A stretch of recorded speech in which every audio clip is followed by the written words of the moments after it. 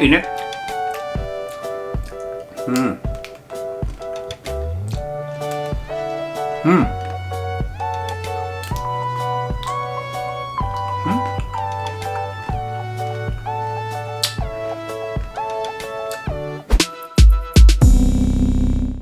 Whew! Grabe!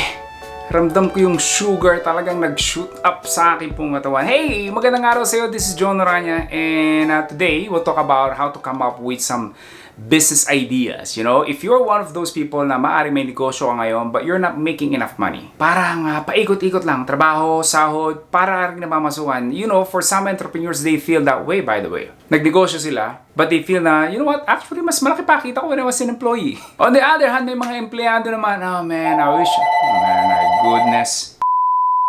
Hello? Hi, good afternoon. Yes. How are you? Oh my god, you guys are a scammer. Really? No, sir. We are providing free and no application. Windows? Really? I've heard that many times. Come on, man. Please remove my number. We are a nationwide brand. We are brand in Edmonton, Calgary, and Thanks anyways. Have a great day. Bye-bye. That is right. Sa panahon ni the technology, internet, meron pa rin nagko-cold calling, you know, magtatawag-tawag sa bahay. Oh my gulay. Okay, listen, going back to what I'm trying to say here, my friend, is if you wanna escape whatever situation you're in, whether you're an employee, you wanna start a business, yung kinikita mo sa sahod mo is really just enough, right? It's like, it's not what you've been, yung dream mo when you started, right? It's not what's happening right now. So, what I'd like you to do is have a simple app. I'll show you guys in here. So I use what is called Evernote, right? On Evernote on your cell phone. You can install it. You can install it for free. And this is what I use for jotting down notes and ideas. There are like different places where you can write down notes. So the idea is this. Sometimes yung mga ideas po and thoughts, whether business idea, an opportunity idea, or marketing idea, or sales idea, or if you want someone na gumagawa ng maraming videos like me, minsan when you're driving or you're in a restaurant or waiting in line, minsan may mga idea na lumalabas sa isipan po ninyo, right? Could be an opportunity.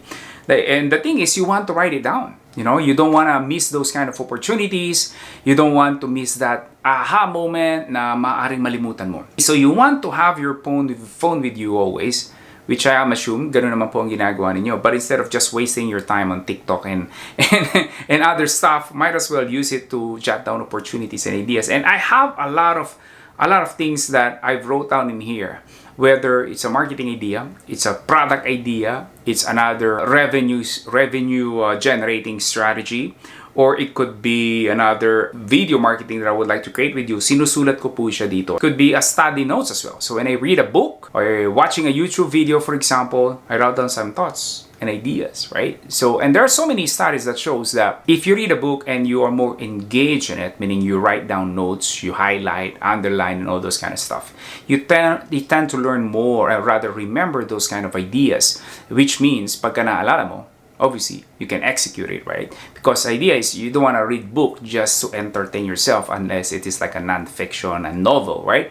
But generally, if it's like a non-fiction book, you want to absorb as much as you can from that book. So that you can so that you know what to implement on your business. Again, you can go to Evernote or search maybe whether you're an app on Apple or you use a Samsung or an Android. You can just search for Evernote. Again, this is just a place for me to jot down some ideas and thoughts and not just on business. It could be on personal life, right? Let's say you want to lose weight, right? So what are the things, right? So number one, I should quit ice cream. It has a high sugar, right? Number one. Sometimes you just want to write down some personal stuff, right? Like what are your fears?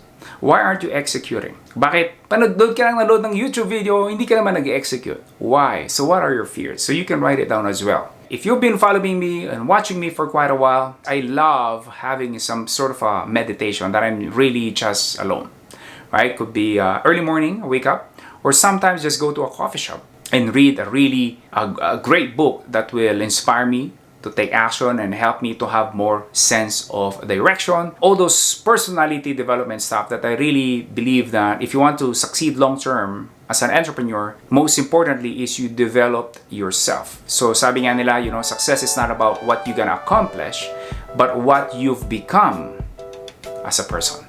Okay? Maraming salamat and thank you for watching.